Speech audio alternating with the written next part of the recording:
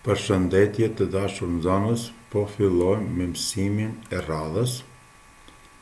Njësia mësimore e sotme është harta dhe azimuti në libër, është në faqen 217. Do të përmendim sot një koncept të ri të cilin ndoshta deri më tani nuk e keni dëgjuar, dhe atë koncept do të mundohemi ta sqarojmë. Mirë po, pikë së pari të fillojmë në aspektin historik. Historikisht shikuar, udhëtarët gjatë udhëtimeve të ndryshme janë orientuar në natyrë me mjete të ndryshme rrethanore. Orientimi në natyrë ka qenë një sfidë e gjithë udhëtarëve të ndryshëm. Unë nuk dua të kthehem shumë në retrospektivën historike, por ka qenë një faktor shumë i rëndësishëm në gjetjen e rrugëve. Sa për ilustrimin e juaj, ja por vetëm të përmend rrugën e mëndap që e keni mësuar në histori. Rrugë e cila ka qenë shumë e gjatë dhe ajo ka qenë shumë e sfida, por një ndër sfidat më kryesore ka qenë orientimi në natyrë. Dhe tash shtrohet një pyetje, si është bërë ky orientim, si janë orientuar karavanat të ndryshme të cilat janë marrë me bartrin e mallrave të ndryshëm. Dhe për këtë arsye ne do të shtjellojmë sot këtë. Janë orientuar me bimë të ndryshme, si për shembull me myshqe, sepse ata gjithmonë vendosen në anën veriore të drunjve. Prandaj kanë pas një lehtësi rrethanore për të gjetur polin e veriut, pastaj anët tjera të botës që kanë gjetur shumë lehtë. Janë orientuar në bazë të objekteve të ndryshme fetare. Ju e dini se edhe objektet fetare kanë një konstruktim apo një ndërtim specifik. Matutje, janë orientuar me yje në qiell të hapur. Ju e dini se një pjesë e bukur e mirë e udhëtarëve kanë pas si pikë orientimi yjet në qiell. Mos të harrojmë yllin polar, arrushën e madhe, arrushën e vogël dhe të gjitha këta me radhë. Dhe së fundit, me zbulimet të mëdha që janë bërë, janë orientuar edhe me anë të busolës. Ç'është busolla? Busolla është një instrument i cili tregon gjithmonë polin e veriut, kurse anët tjera të botës i caktojmë sipas rregullave që i keni mësuar. Unë këtu duhet të lidhem edhe një çështje tjetër. Ja shpesh në orët e gjeografisë ju si e keni bërë orientimin kur keni dalë në trast të zezë para hartës. Keni thënë se pjesa e kokës lart është poli i veriut, dora e djathtë para hartës na tregon lindjen, dora e majt na tregon perëndimin, kurse këmbët poshtë tregojnë jugun. Ja pra një orientim i cili pa busull mirë për gjithmonë na ka shërbyer si i tillë që të orientohemi para hartës. Ja, por paraqes disa forma apo disa lloje të busullave të cilat i ka përdorur njerëzimi. Këtu janë këto në distancë ndryshme kohore. E tash, të ndalemi në atë që ne sot duhet të përmendim. Pra, në fillim përmendëm konceptin apo fjalën azimut. Ç'është azimuti dhe si përdoret ky? Pra do të mësojmë sot. Azimut quhet këndi që formohet nga drejza e imagjinuar me polin e veriut dhe drejza që formohet apo që tërheqim nga objekti i vështruar. Pra shigjoni, këtu bëhet fjalë për një kënd që formohet ndërmjet polit të veriut, objektit të vështruar dhe pikës së vështrimit gjithësisht ku jemi ne aty. Këtë më së miri do ta ilustrojmë përmes një shembulli. Dhe tash shigjoni, kjo pika e zezë ku ashtu jemi ne. Orientimi këtu lart është poli i veriut, ndërsa për shembull kemi marrë për pikë vrojtimi një lis apo një dru.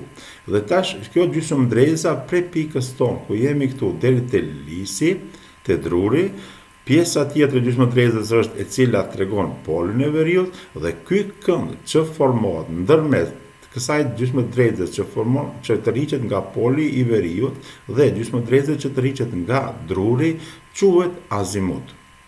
Azimuti matet me anë pasi ne përdorim më së tepërmi përdorim ashtu këndmasin, matet me shkallë.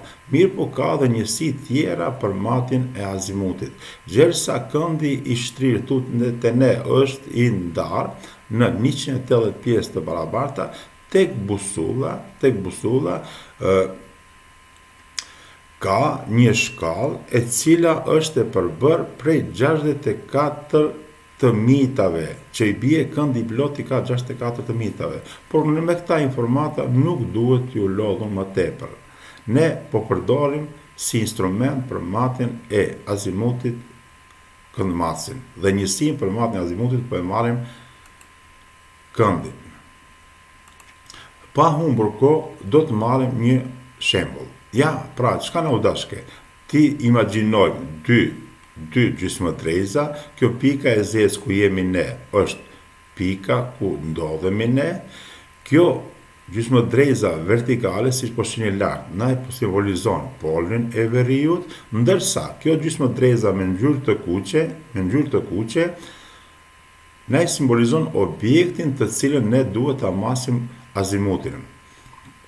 Ofrojmë këndmatësin dhe me siguri po shihni, po fillojmë 10 shkallë, 20, 30, 40 e 9 shkallë. Do me thënë, azimuti i këtij objekti nga këndvështrimi jon qenë ka 49 shkallë. Edhe një po përsëris, këndi që formon shtëpiza malore me pozitën tonë dhe polin e veriut është 49 shkallë. Po marrim edhe një problem shumë praktik në kohët të fundit, në qoftë se ju kujtohet, në malsinë e Selces para ca ditëve na u paraqit zjarri. Edhe këtë ne mund ta ilustrojmë përmes azimutit. Ja shihni, këtu kemi polin e jugut, në pjesën e majtë me shigjet me gjysmëdrejtës të kuqe kemi paraqit vendin ku është paraqitur zjarri. Dhe tash çka bëjmë? Këtu kemi një dallim. Harrova pak më parë të them se matja e azimutit gjithmonë bëhet prej polit të veriut në kajen e lëvizjes së akrepave të orës. Dhe tash, te shtëpiza majlore, po vërreni se ky është një kënd konveks. Tash, po që se dalim të rasti i lokalizimit të zjarrit në malsinë e Selces, çka do të vërrejmë? Se shigjoni, ky tash është një kënd, në qoftë se shkojmë sipas lëvizjes së akrepave të orës, është një kënd jo konveks, kënd më i madh se 180 shkallë. Tash, sa do të jetë azimuti këtu në rastin konkret? Pra, në qoftë se marrim një kënd të shtrirë 180 shkallë, tash çka bëjmë? Këndmasin e vendosim në anën tjetër dhe fillojmë numërimin prej poshtë 10, 20, 30, 40, 70, 80, 90, 120, 130, 120, 126 shkallë. Ta çka bëjmë? Bëjmë një llogari. Këndi që formon shtëpiza malore me pozitën tonë ishte gati, ndërsa këtu çka do të bëjmë?